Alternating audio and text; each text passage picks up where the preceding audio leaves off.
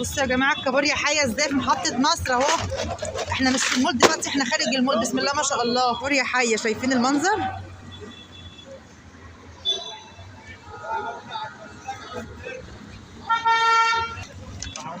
السلام عليكم ورحمه الله وبركاته. النهارده احنا في سوق محطه مصر. انا يا جماعه والله العظيم تهت وانا داخله، المنظر مختلف تماما. السوق بصوا، ده كان سوق السمك. بصوا المنظر فاضي ازاي. طبعا عشان خاطر نعتذر المنظر، عشان خاطر طبعا الشتاء وكده، كل البلاد فيها شتاء يعني. النهارده ان شاء الله هنصور معاكم اسعار الجمبري. ده جمبري بلدي وحي. بص الجمبري حي ازاي. قول لنا بقى الاسعار. على النت خلي بالك. لا اسعار ده جمبري اساسي ب 120. ده جمبري ازاز عامل 120 جنيه. حي بيلعب كده. حي وبيلعب اهو يا جماعه. احنا دلوقتي في اول سوق محطه مصر بتاع السمك. المكان ده مخصص للسمك. ممكن تشرح بقى مكانك الناس توصل له ازاي بالظبط؟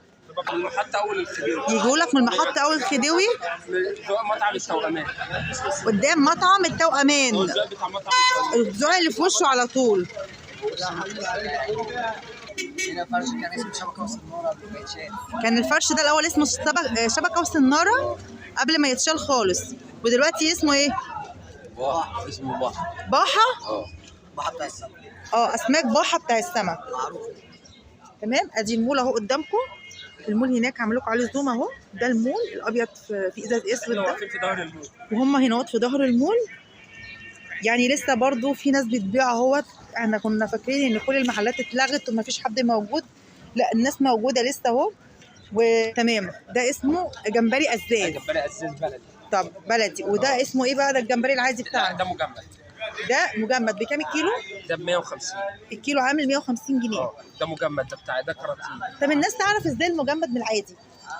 ازاي تفرق يعني؟ البلدي بيبقى كله بصي صغير في كبير كده. اه. البلدي بيبقى لازم هتلاقي فيه صغيره وهتلاقي فيه كبيره. اما المجمد تلاقيه كله كده مقاس واحد. المجمد كله مقاس واحد. والبلدي بيبقى واحد حبه صغيرين حبه كبار، عشان ده صيد بحر. بيكون الحجم بتاعه مش متساوي. تمام. واللي هناك ده بقى ايه كده معانا؟ دي رز سبيت. دي رز سبيت. رز سبيت كده اهو. ايوه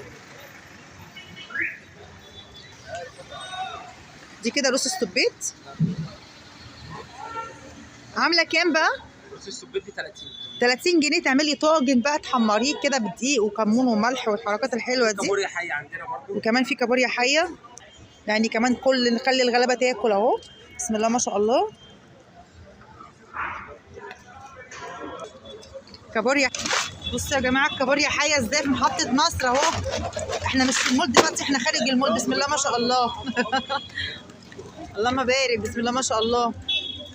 بسم الله ما شاء الله. شايفين بقى الشغل هنا عامل ازاي؟ 100 100 اهو. بكام الكيلو؟ دي في اي حته بتتباع ب 80 احنا بنبيعها هنا في المحطه ب 40 جنيه. تخيلوا بقى دي ب 40 جنيه يا جماعه. دي ب 40 جنيه النهارده بس ولا لحد امتى؟ لا على طول. على طول، عشان ماشي الناس تبقى عارفه ان انت اسعارك كده موحده. شايفين المنظر عامل ازاي؟ كابوريا بتلعب اهي. دي بقى بلدي ولا ايه بقى؟ بلدي. كابوريا. معلش لازم نقول. طب ممكن معلش تعرفنا ازاي ننقي الذكر من النتايه ده ذكر. وريني كده بقى الناس تعرفوا ازاي اللي ما يعرفش. من هنا. تمام. ده كده ذكر. والنتايه بقى فين؟ هجيب لنا واحده نتايه دلوقتي عشان تعرفوا ازاي تنقوا وتفرقوا بين. تمام. يعني اللي هو الجزء دوت بيبقى عريض شويه. انا خايفه امسكها تعضني. لا دي نتايه. ايوه اللي هي بتبقى عريضه شويه من هنا اهي. الفتحه دي بتبقى عريضه، اللي هو الجزء اللي عامل زي المثلث ده. تمام. والتاني بيبقى من فوق رفيع شويه. ايوه. شايفين بقى ما شاء الله. لا ابعدها عن ايدي عشان انا ممكن اصور. تمام. والله يا بلاش. 40 جنيه يا بلاش. بسم الله ما شاء الله.